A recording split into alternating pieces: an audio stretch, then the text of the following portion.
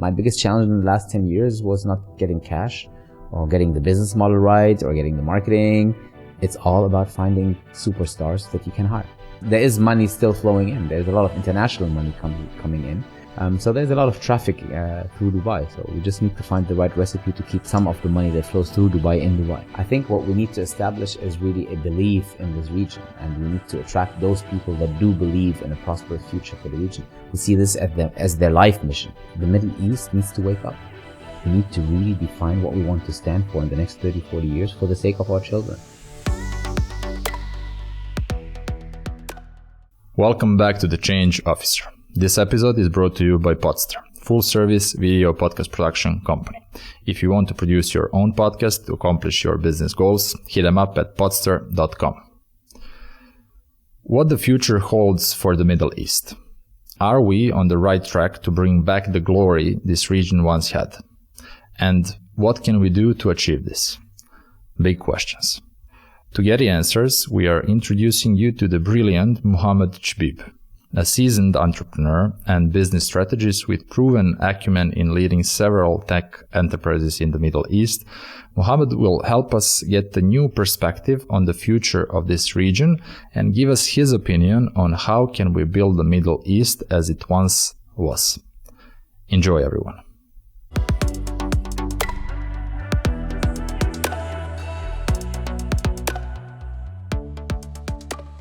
Mo, welcome to The Change Officer. Good morning. Good to have you here, man. Thank you. Thank you for having me. People like you make my job of a host a lot easier. I love your energy because you're really making me feel confident about what I'm doing. Because I talk too much and get myself into trouble. You like that, huh? You do. A bit easier. It was 2011 when you moved to Dubai. Yeah. You were born and raised in Germany, right? In Munich? No, I was born and raised in Bonn. In Bonn, yeah. In Bonn. But your roots are from the Middle East. Yes. Yeah. My parents are both Syrians. Syrians, yeah. So what was the motivating factor at the time, 2011, for you to move into Dubai? There was a couple of reasons. Number one is I wanted to do entrepreneurship again, because my career started with entrepreneurship. Then I went into consulting to do a little bit of hardcore learning. And after I get bored, I thought I'd go back to entrepreneurship. And then I looked at my career, I looked at my profile, I'm like, look, in Europe, I'd be one of hundreds of thousands probably that have the skills. And in the Middle East, I'm one of few with a particular skill set back in 2011. Yeah. Did you have any experience with the region before 2011? Yes. Did you come here? Yeah, in 2004, I moved here for the first time to join McKinsey as a consultant. That's the first time actually I lived in the Middle East. Yeah. I ran away then in 2006, 2007. Yeah. And then came back 2011. Interesting. So now 2021, you are moving back to Germany? Most likely. I think 10 years have been a long time. When I came, I'm like, yeah, like everyone else. Like, you know what, 2 years and we go back. Yeah. And 4 kids later and 10 years later, and I don't know how many houses and movings and cars and I don't know how many companies. How many houses did you move? That's always a good question for a Dubai resident. 1, 2, 3, 4. I think 5. 5. No, 4. No, 4 in 10 years. Okay. I haven't moved. 2 years out. I haven't moved in, no, because at the end of the day, I bought a house in 2016. Yeah. Before that, I used to move every year. Was it a good investment? 2016 buying a house? No comment. So you've been around, you witnessed 10 years actively now, and before that 2004, and what's going on in the region, but especially in Dubai and UAE is a bit of a roller coaster ride, depending on the angle that you're looking at. Someone told me the other day, similar like a startup, like Dubai, for example, is like a startup that raised like a significant amount of money. They just throw cash at growth. Like, what's your stand on that? What do you think about the future? Are we going to IPO with the region in Dubai, or?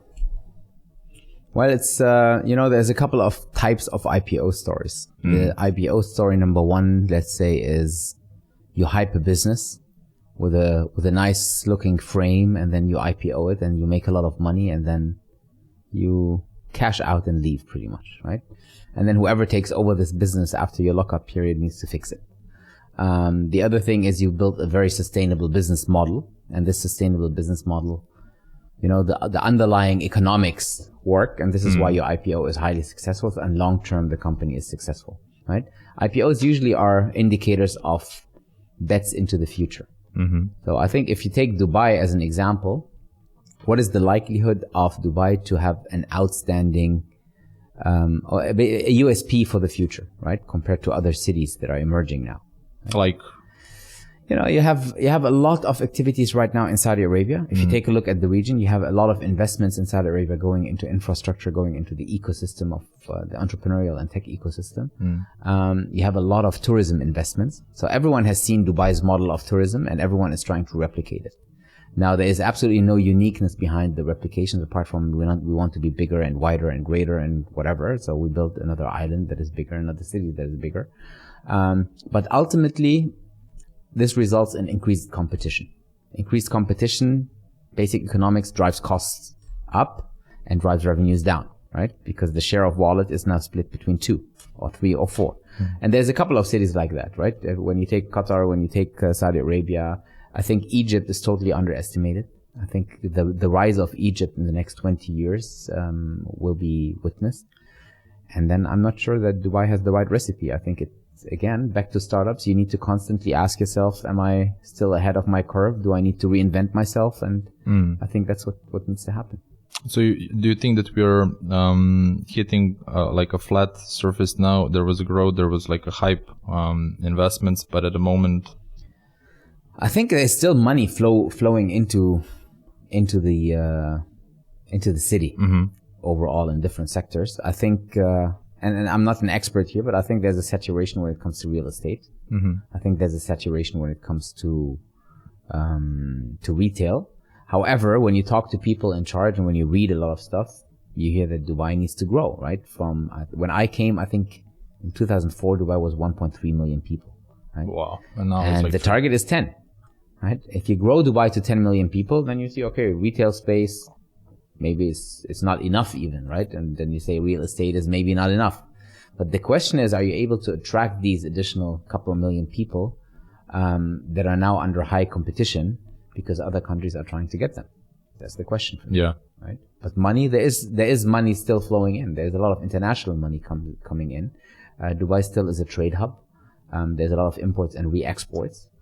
So there's a lot of traffic through Dubai. So we just need to find the right recipe to keep some of the money that flows through Dubai in Dubai. Yeah, no, that's true.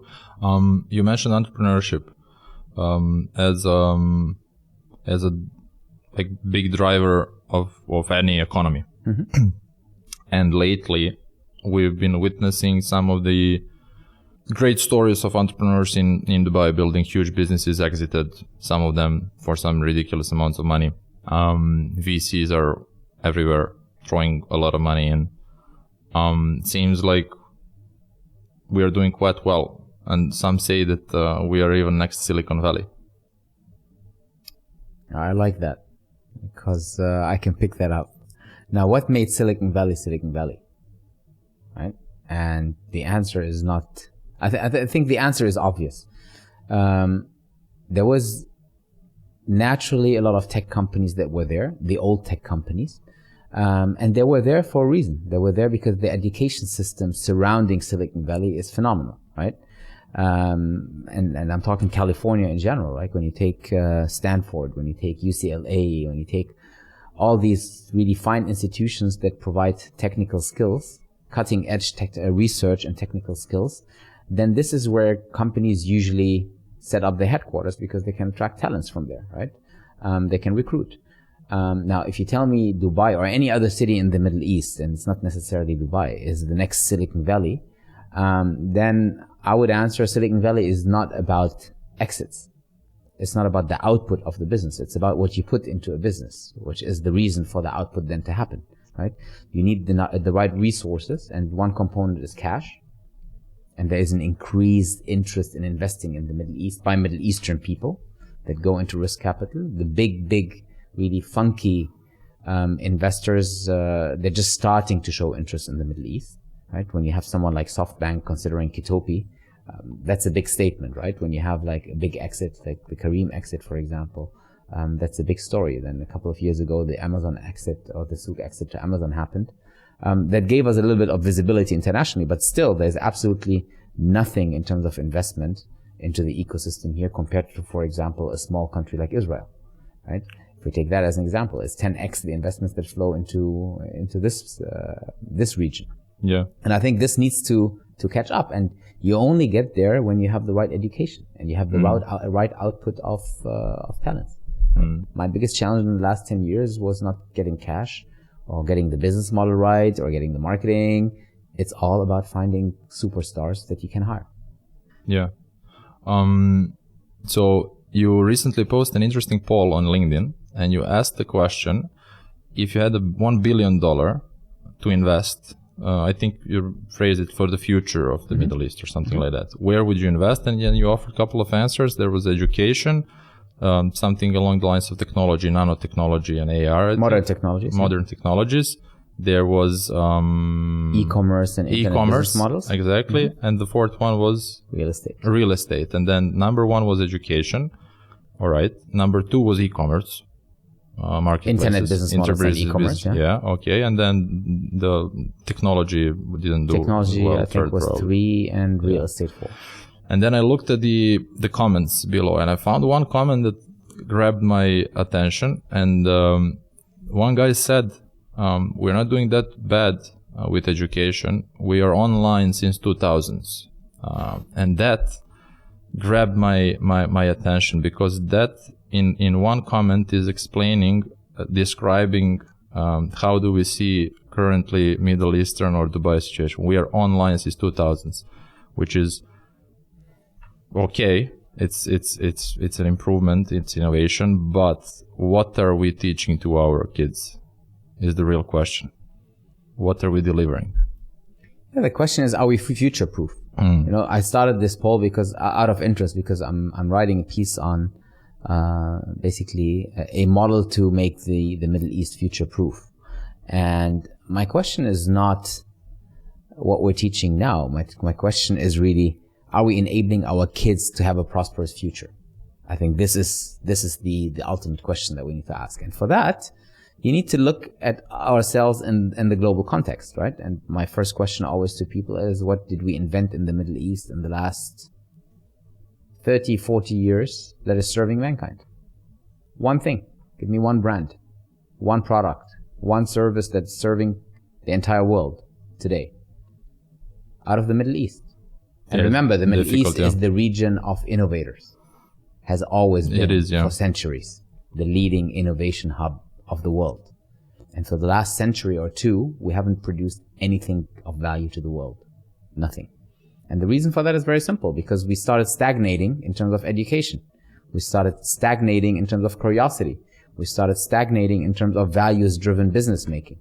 And then when you ask this question, this kind of poll, and the answer is education, then you need to ask yourself, okay, how do we set up education in a way that it becomes future-proof and can help our children have a prosperous future? Because what's happening right now is we're increasing our dependency on third parties. Whatever it is in the future that will rule the world, be it AI, be it battery technology, be it AR, be it VR, be it nanotechnology, quantum computing, whatever it is, we will have to import. And if we have to import, then it means someone can switch off, as 0 ones. It's all bits and bytes that we will have in the future. And then someone will just switch off when there is a political condition that is not in favor of us. And I think this dependency needs to be reduced. And you can only do that when you invest heavily in education. And how do you do that? That's the question that is... $1 billion question or more? That's probably a $500 billion question. All right. But I think what you need to ask yourself is, do I have the right aspirations? Right? We have an aspiration to have the tallest buildings in the world. And several countries are fighting over who will have the tallest building. You have a fight over who has the most retail space and the biggest mall and the funkiest brands and I don't know what. Why don't we ask ourselves, why don't we set as an aspiration that we want to be ranked number 1 in a university or any educational institution in the Middle East worldwide? We want to rule the Financial Times ranking, not the US universities. Right? And why don't we set this? We still have enough cash in the pockets to even buy that, like bring in professors. We can buy a university, right? Like bring in professors, bring in experts, bring in Arabs that are around the world doing great stuff. Yeah, you can have a little bit of attractiveness when you wave around with cash. Right? When you wave with a little bit of cash, certain characters will come for the cash. I think what we need to establish is really a belief in this region, and we need to attract those people that do believe in a prosperous future for the region, who see this as their life mission, right? When you have someone like me who's an entrepreneur at heart and who comes to this region because, I believe that entrepreneurship is one of the ways to create a proper future. You need to have many, many more entrepreneurs because this is what drives innovation going forward and provides jobs. After 10 years here, I look at my balance sheet, if you will, and I'm like, you know what? Yeah, it was an interesting time. It was exciting. I met a couple of good people, but frankly, if I had done the same in Silicon Valley or in London or in Berlin or even in Singapore, I would probably have created more value. Right? Because everything surrounding me would have been much more supportive. So, if you had $500 billion for the next, 10 years, what would be your strategy? I think I would, the first thing is, I think I would create a list, a headhunting list of the top 1,000 academics with Arabic roots, Arabic or Islamic roots. I think this is the first thing I would do. Then I would target them and I would say, okay, we have certain technology that we want to be leading in. And I would probably focus on stuff like nano, stuff like quantum, everything surrounding artificial intelligence, I would say. And a couple of other basic technologies that you will need. I think agri-tech, ed-tech. There's a couple of things that I would heavily invest in. And how do you invest in it? You identify these 1,000 leading academics that have Arabic roots. You talk to them and you offer them basically to come here on a long-term basis. You offer the best research facilities. So you build the cutting-edge research facilities. Nothing beats that. If they want to bring 10 people along, assistants to help them, let them bring it along, right? And you build these institutions, and if they don't want to move here permanently, you tell them, okay, you need to spend at least on the ground 4 or 5 months per year, right? And the incentivization that you will have is you get the highest pay that you will ever get in any educational institution. Plus, you get the highest budget for your research. Plus, your long-term incentive is to produce enough academic output that will basically build our future. So, for example, take a professor that you bring in here, you pay them a couple $1 million a year, and then you say you get a really big bunch of money, let's say 10x of the annual salary after 10 years as an extra bonus if you produce 100 PhDs over 10 years. And these 100 PhDs need to be tested by an international board, not by a local team. So you ensure the really global visibility and global quality. And then you measure other KPIs like publications in certain magazines that are reputed.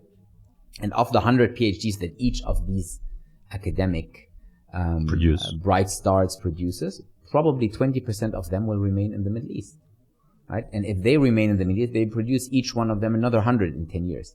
And then over time, and we're talking here about a period of 2 to 3 decades, over time you probably have enough output that you create a quality educational platform, right? You need to question the way we educate today. I think the way we work, which is front education, face-to-face education by someone sitting in the front and doing sequential, basically, education needs to stop. I think you need to have highly personalized, customized, AI-based education delivered by a combination of machine and human beings, and there needs to be much more experimenting. And I think this might drive a higher quality output and give us a chance, right? Isn't that happening already? There is I think it's called Ministry of Innovation, if I'm not mistaken, or something along those lines. We had a space mission, universities. I've talked to a couple. They're all about entrepreneurship and innovation. Seems, at least what is communicated, there's a lot of effort putting down that path. Maybe not exactly what you described, which is a great way to put it. I appreciate all the efforts that create visibility. But ultimately, you need to look behind the curtain and you need to see the true output. And the true output for me, the truth for me is when I open the Financial Times and I look at the ranking of universities, for example, and I don't see anyone from here. The true output for me is if I open the ranking of the biggest and most influential brands in the world, and I don't see anyone here. It's when I see the globally most sought after companies to work for, I don't see anyone from here, right? There's a couple of things that are indicators that are much more important than PR. And when you send someone to the moon, when you send someone to the Mars, when you create certain things, that's good stuff because, it pushes the bar a little bit and it produces really global visibility. So it might attract people in the future, but this is not creating the foundation that is really a broad foundation of education or a broad foundation of entrepreneurship, right? Tell me about all the startups that you know of here. Let's take just Dubai. Let's take the GCC. Is there one startup that produces technology that is used by Silicon Valley companies? Not that I know of, yeah. I don't know of any. Now, there is a couple of things that are happening, but if I want to work on quantum computing, I don't go to Abu Dhabi. I go to Boston. Yeah. Right? And there's a reason for that. Right? There's a reason for that. And unless we solve for this reason, I think it's going to be difficult. Well, I really hope that you will get more wind in the back and that this message will be heard. Because I agree. There are things. The sad thing is that people like me or you or other expats that are here, because of some of these things, are not thinking long term enough. And you always have in the back of your mind, all right, worst case scenario, I'm just going to move back. Or, well, we do have the opportunity to make great things here, and we do all enjoy living here. But on the long run, if I'm thinking about my kids that are will be, enrolling to college 20 years from now, because I still don't have any, it's difficult to see them, right? And you nailed it, right? I've been here while I had small kids. I've been here without kids. I've been here now with small kids. My oldest is turning 10 this summer. And that's for me a really a point where I say, you know what? I'd rather have him grow up in Germany. And I'm Arabic and I'm Muslim and I live in a Muslim Arabic country. And I'm not suffering in any way here, it's the lifestyle, as you said, the lifestyle is probably pretty good compared to all the trouble that I will put myself through if I go back to Europe, right? Less help, less children friendliness, etc. pp, right? But I think the future, or enabling my kids to have a good future, is better in Europe than here. At the moment, yeah. And we need to change it. I'm sure we will. With good intentions, good energy. My 2 cents will be to keep conversations of this kind. Your 2 cents, you're already working on that. Then we'll see. I agree. Let's switch gears a bit. Let's talk more about why you are who you are. You are familiar with Ray Dalio and his book Principles. Yes. So he has his own set of principles in life for both business and life and work and personal. Do you have any principles of your own that you follow? Of course. I think there's a lot of stuff that obviously you get from being a little child, and your parents influence you more than anyone else on the planet, right? And my parents, both my father and my mother, always taught us all, we were 5 siblings actually, they always taught us to try to reach the maximum. Whatever potential we have, try to reach the potential, right? And I think this is something like when you come back from school and you have whatever 80% grade, that's good, right? Yeah. But if you have the potential for 100, you should aim for the 100, right? So I would never say good is good. I would always say good is not good enough. And that's a mindset that you develop when you're a child. Modern psychology say, oh, that's so traumatizing for children and I don't know what, but I never felt pressure, right? There's a difference between pressurizing, saying, hey, why did you get only 80%? And between saying, hey, do you know how to do 100? And then when you say yes, then you say, okay, let's try it next time. It's a softer way of doing it, but it instills it in you. That's, I think, one thing that is super important. The other thing is, we were brought up also with a value-based approach. That we always believe there is some higher moral that guides you. So whatever you do in life, be it private, be it business, be it school. Someone's watching you, and you need to serve the community. You need to serve God. You need to serve community. You need to serve mankind. The serving principle, I think, was also something that was given by my parents. And then I had one moment when I was 18. I think I was 18. I was working on the side hustle, basically, while I was graduating from school. And I used to have lunch in a small gyros shop. And this guy was an old man, right? He was beyond 60 years. He needed every dollar almost, every Deutschmark back then. Deutschmark, really old, yeah. So every Deutschmark he needed. And I was standing there having my sandwich. And then this guy comes in, rushes to the front. And it was literally a hole in the wall kind of shop. So the guy's like, hey, 1 gyros. And this old man just looked at him. What did it end here? They're like, 45 seconds, nothing. And then he's like, my friend, today you remain hungry. Get out. And he kicked him out. And I was shocked. And he could see it, right? And then he looked at me. And I was there almost every day, right? So he looked at me and he's like, Muhammad, I give you advice for life. Never do business with people whose nose you don't like. That's amazing. And I think he's right? And if you take it as an input for life, it means don't do things that you don't enjoy. Don't do things with people that you don't enjoy working with or being with or talking to, right? Be true to yourself is ultimately what he said, right? Do things that you are excited about, because if you have passion, it shows in the output. And I think this is the core of who I am as an entrepreneur. I don't do things that I don't enjoy, and I don't care how much money I lose or win. If I don't enjoy what I'm doing, I don't do it. And I think that's ultimately the driving force today. That's powerful. You've heard about, maybe even attended, I don't know. There's a movement, How I Fucked Up, and Fuck Up Nights here in Dubai. I remember a couple of years ago when they started it, they wrote to me and I'm like, no, you need to rename it, otherwise I don't participate. Excuse our French. Yeah.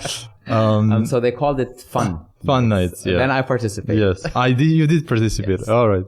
So can you tell us for the change officer a story about how you made a mistake or failed, which later on turned to be a positive thing or taught you a lesson?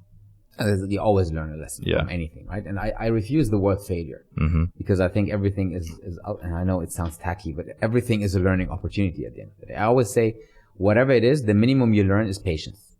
That's the minimum you always can learn, right? Exactly. And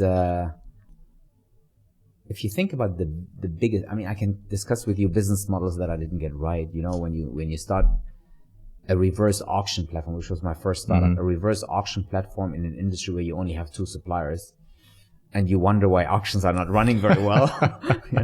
That's obviously a failure in understanding the market. But these are things that can always happen. These are things that can be corrected. These are things that are not harmful apart from money that you burn. And usually, if you're an entrepreneur, you fix that quite soon, right? The bigger mistakes are the people mistakes.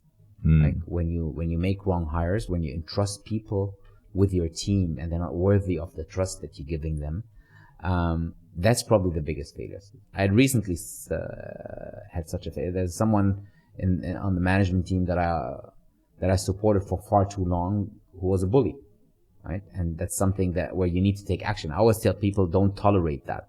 Every time I mentor a company, I'm like, look, when you see someone that I call coffee machine terrorists, someone that is, in the pantry kitchen, chit-chatting all the time about how bad everything is and how bad this person is and the company and I hate my life and I don't know what, spreading negative energy, these people you need to remove immediately, right? Immediately, right? Isolated. Now, when you have someone like that thinks that everyone is stupid in the company and this person is in charge of a large group of people, that's very toxic, right?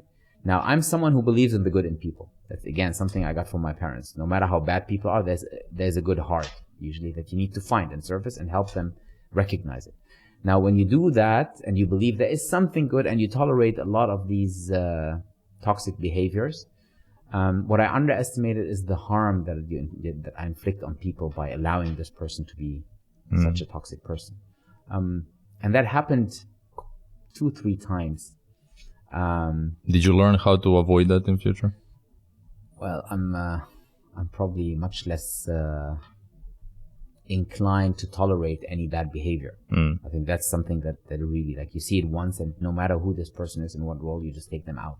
And I've done it in the past. There's just 1 or 2 cases where I was too tolerant because I really saw a good heart, but I was wrong. Ultimately, if someone acts in a toxic way towards people, towards other human beings, doesn't show kindness, it means the heart is black. Yeah. Right? And it doesn't mean you have a good heart. It means you're just a bad person.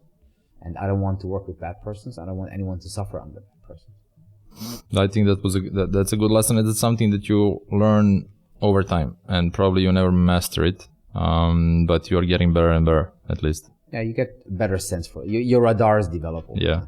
You talk a lot about empathy. I think even in your LinkedIn profile, one of the descriptions is leadership by empathy. How do you develop empathy? Is that something that you're born with and then you develop, or you just develop it, or you're just born with it? There are people that have a natural talent for this. I think that's clear. There are people who need to work on it to develop these skills. And I think, again, the biggest influencer for this is your childhood, right? And is your surrounding in your first probably 15 years of life. And when you get into certain business environments, you either are lucky enough and fortunate enough to have a very good mentor, very good role models, or you don't, right? And there are certain industries that are very, put it that way, that are not really supportive when you need to develop empathy. Like, I would say investment banking is a really difficult environment. I think strategic consulting is a very difficult environment. So when you have spent years in these industries, unless you're one of the best in these industries, you need to work very proactively on developing empathy. You need to be conscious first that you need it. And I think this is the biggest gap. Most people are not conscious that there is a gap. And most people that you work with don't dare to give you blunt feedback. That's another thing, especially when you're in a leadership role. People tend to just eat it, right? And I was fortunate enough that my wife is very outspoken about these things, and she looks very intensively at mental health and self-consciousness, and how to really uncover, or how to understand your inner child, and how to uncover really the traumas inside of you, how to uncover the potential that you have in dealing with people. And the other thing is, I had a couple of people in my professional life that were very honest with me, and I think I needed it. But that's a blessing, like, to have someone next to you that actually approach you and give you feedback, especially when you are on the higher role. Yeah, I think you never. It's rare. It's rare, and you don't have enough. I can tell you that most people, especially in this region, no one dares to speak up. Definitely. You know? If there was one mandatory book for every high school student to read, is there any that you would put on a list? Or the topic? I think there's a couple of things. Number one is, what's missing today, I think the most in business life in general, is really values. So pick up any book about any religion, I would almost say, any of the written religions. For me, it's Islam and the Quran, and read it in a way that you understand it, right? And read a translation for it, an explanation for it, an analysis for it, because it gives you the core values that mankind really needs. And I think Christianity, Islam, Judaism, it's all the same. It's all the same core values. If you respect these values, you have empathy, you're kind, you're prospering. And I think this is the core of what I would give people. Have something that you believe in that is a higher purpose than materialistic gains or whatever it is.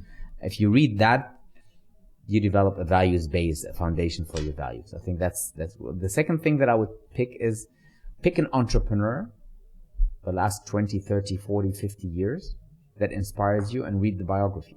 Read what made them who they are. For me, the single biggest entrepreneur that I can think of is Steve Jobs. Probably not the only one on this planet thinking this way. The guy was phenomenal, right? He changed the world, right? With all the characteristical or the character flaws that the guy might have had that you hear of, but the guy has changed the world. Without him, you wouldn't hold this phone today, right? Without him, we wouldn't have the podcast the way we have them. and, right? And if you look at the story behind him, there's a story of persistence, there's a story of eagerness, there's a story of aggressiveness, but there's also a story of, you know, being ousted and being at the bottom and rising again like Phoenix, etc., right? There's so many things you can learn from that. You can take Richard Branson, you can take so many people, actually. And if you look at Arabic history, there's also many people, right? If you look at travel, if you look at Ibn Battuta, for example, that's a very inspiring character. Take a biography and read it. That's something I can recommend. And then I like Paulo Coelho. If you want to, I haven't read in a long time stuff by Paulo Coelho, but I used to read Paulo Coelho a lot. And if you want engaging, interesting books to read, then that's a good book. The fourth thing I would recommend, sorry if I'm taking too much time, but the fourth thing I would recommend anybody who is about to become a parent or is a parent is really about understanding children. Because we have so much impact on these persons. We can destroy their lives or we can make their lives amazing. And it's all about understanding and really understanding how to communicate with children, not using violent language, violent behavior, etc. I think that's crucial. I am underlining that. And I'm on the quest to actually, we didn't have time to talk a lot about your childhood growing up. You said that your parents influenced you a lot. But, you know, every parent asking themselves, you know, is it school? Do they need to go to the best school, high school, college? Like, what is going to guarantee my child's, like, prosperous future, happy future, fulfilled future? And the answer is everywhere. I mean, there is a lot of moving pieces, and I think this is an important part. I think values. Ultimately, for me, the answer is the values that your parents give you, the love they give you, and the safety net they built for you, because you know you can always go back to them. And the question is, how do they do that? Compassion, emotions, compassion. Like I was kissed so often by my mom that I was embarrassed in school. like, for example, there are things that really like be emotional and really give people and children at smaller ages, they need to bond, right? They need to bond physically. So don't give your kids away because you're sitting on your mobile phone. Just bond with them, touch them, play with them. Strong. So my last question: if you had a chance to write a message on a Sheikh Zayed Road billboard, one of these big ones that's going to stay there for some time for everyone to see, what would that message be? You want to get me in trouble? No, the message is... Do you want me to? Yeah. No, like jokes aside, I think the message for me, I don't know, it sounds negative, but I don't mean it in a negative way. All right. Something along the lines of wake up. I think we're all in a big fat sleep here in the region. We're completely below our potential, and people are taking care of which watch they buy, which car they drive, which I don't know what vacation they take. But we're not really thinking about the next 30, 40 years. And if you look at other countries, if you look at China, China has decided probably 20, 30 years ago that it will rule the world economically and politically and military-wise, and they did that. They executed against the strategy. The US has a foreign policy strategy doctrine defined over 30 to 50 years, right? Europe is probably lost these days, but they're trying to redefine basically their purpose for the next 20, 30 years right now. And the Middle East needs to wake up. We need to really define what we want to stand for in the next 30, 40 years for the sake of our children. And I don't think it's the politicians to decide that. I think it's really the private sector that needs to get their act together and take money and put it on the table and say, here's a fund of 100, 200, 300, 400, 500 billion dollars that is aligned between the different countries where we really build the future of our children. Wake up. I'll work on getting that billboard out there. All right, so let's play one quick game, and we'll call this episode an end. I'm gonna ask you two things, one or another, and you just tell me which one do you empathize with. Okay. Munich or Dubai? Munich. AR or VR? AR. Manuel Neuer or Robert Lewandowski? Neuer. Elon Musk or Jeff Bezos? Neither. All right. Football World Cup in Brazil or Olympics in Tokyo? Brazil. Mercedes or BMW? That's a tough one. But I think today I would go for Mercedes. 10 years ago, I would have gone for BM. Mercedes comes with age. No, that's true. No, but Mercedes developed its design over time. They had this very, very boring design for a period of 10, 15 years. And they fixed that. And they overtook BM, I think. All right, next one. East or West?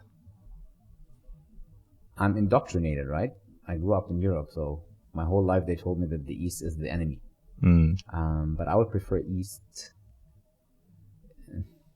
No, West. West. Damn it. We'll talk in 10 years. Restart or Endure? Restart. Zuma or Ravi? Ravi. Crypto trading or stock trading? Stock. Microsoft stock or Amazon stock? Microsoft. $10 million or 2 bonus years of life? $10 million. The Change Officer podcast or the Joe Rogan experience? The Joe Rogan experience. Of course, your podcast. Thanks for coming, Mo. A pleasure. Thank you for having me. I enjoyed the conversation, really. Same here. Same here. Thanks. Guys, thanks for staying until the end. I hope that you enjoyed this lovely conversation with Mo.